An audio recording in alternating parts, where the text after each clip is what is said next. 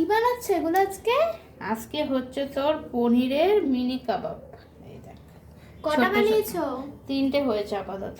এই ছোট টুথপিকগুলি লাগে, কিন্তু ছোট টুথপিকগুলি তো নেই, আমাদের বড়টা আছে, তাই এই বড়টার মধ্যেই আজকে করছি। কেমন হচ্ছে বন্ধুরা?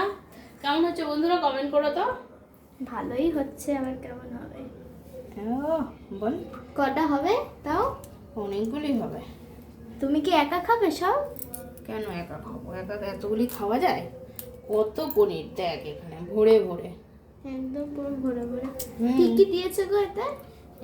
এর মধ্যে দিয়েছি হচ্ছে তোর ওই পনির, তার মধ্যে লবণ, আদা রসুনের পেস্ট, পেঁয়াজ, তারপরে তোর ওটাকে কি বলে, ওই চিলি ফ্লেক্স, অরিগান, এগুলি সব কিছু দেওয়া হয়েছে।